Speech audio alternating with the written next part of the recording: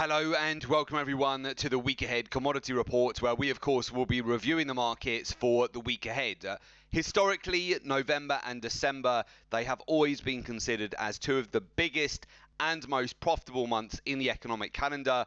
This year should be no exception. With global inflation surging at the fastest pace in 3 decades, it's no surprise that commodities have firmly positioned themselves as one of the best performing asset classes of 2021. So far this year, commodities have been on an unstoppable run. Everything from metals to energies to agricultural markets hitting new record highs. Almost weekly, we're seeing the super cycle gathering pace. There are plenty of reasons why commodities are on the move.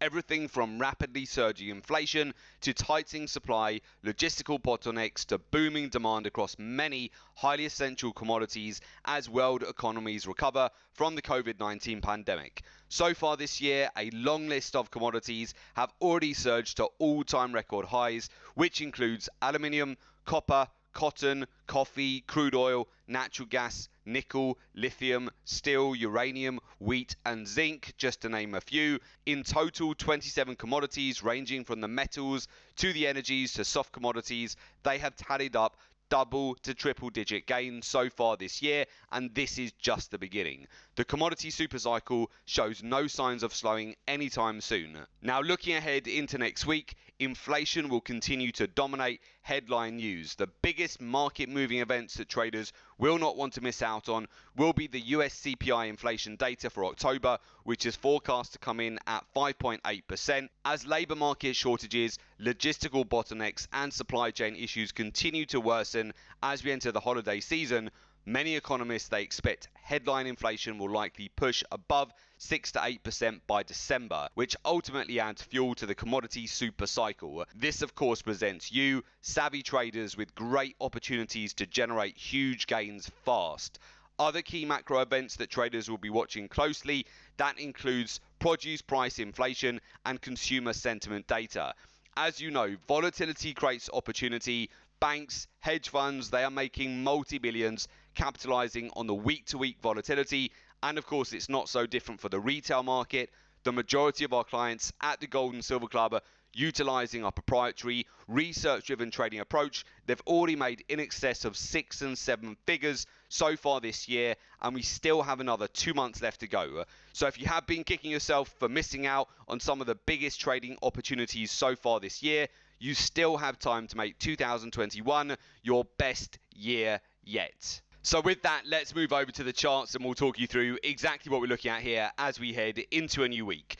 As you would have recalled, we mentioned on both gold and silver asset of the day our ranges for gold last week, and we hit those spot on Friday. So even when gold had broken down at the beginning of the week last week, broken down towards $1,760 per ounce, we talked you through our upper end of the range, still remained at $1,814 per ounce, and our expectation was that that would get hit last week. We indeed saw that on Friday after non-farm payrolls data, so I hope many of you have capitalized on that. We still do, of course, have our position on from $1,727 per ounce, which of course you know about. That trade is currently up over 900 points. So of course, for every 1 lot contract you be trading, that's $9,000 of profit. For every 10 lot contract that you be trading, that's $90,000 of profit. Now, what has played out, which in typical fashion, we saw this last year as well, is we've had the breakout in the first week of November. So if we go back and have a look at the price action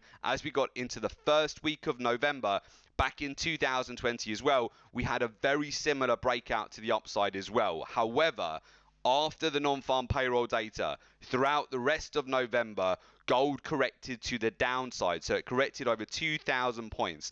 Now, this is not just last November. In fact, it's now happened over the last 7 years that gold and silver, once we've got the non-farm payroll data out of the way, they have corrected for the remainder of the month, setting up for some fantastic buy opportunities from lower prices as you go into the month of December. So where we are right now, this is not a surprise at all to see a very similar playbook to last year, breakout to the upside, which we've capitalized on. But I will put it on your radar that it's quite possible, very much like previous years, that with volatility going into the month of November and with the potential for the dollar if it was able to again retest the 1-year highs and break out, you can see this much more clearly on the weekly chart where it's been building up momentum. If it's able to break and close back above the 94.50 level, then back above the 95 zone, this is what could set up for some short-term pressure on gold and silver as well over the month of November, which would be very typical for this month. Often it is very short-lived, this pressure to the downside. It's just specific to the month of November. However, this also helps you not to buy in too high, not to FOMO in. As a result of gold's breakout here to the upside at 1,818 US dollars per ounce, this is going to get a lot of traders out there very excited that we are at these levels right now. We always like to be early to a trade, which is why we've been buying in from 1,727 US dollars per ounce. But we're now getting to levels where we're more interested in banking profits rather than getting delayed confirmation and then buying at the top of a move, where in terms of data and cycles, this is not supportive typically for this time of year. Now, if the price keeps going up, we will benefit. However, I'm going to put it on your radar that typically, as you go into next week and throughout the month of November, gold and silver, in fact, do come under pressure. So what you may see is some more follow through here to the upside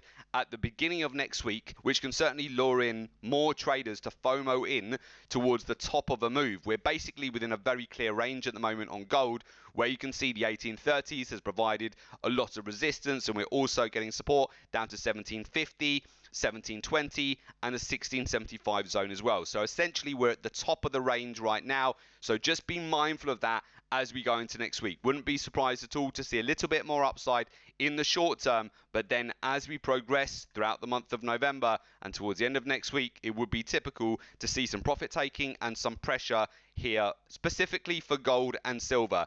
This does not relate as much to other metals such as palladium or copper at this time of year. In fact, copper, we've seen another 3 test into liquidity over the last few days. We've taken the opportunity on the sell-offs over the last week to build lower positions on this market. Copper, we talked to you through last week as well. We're looking for any selling pressure as an opportunity to establish further positions. We've also done this on Palladium as well. Palladium's had a nice breakout in the last week. It's up over 2%. It broke out 4% on Monday. Many of you reached out that you were able to capitalize on that move that we identified with you last week as well, where we've essentially now had that breakout that we were expecting.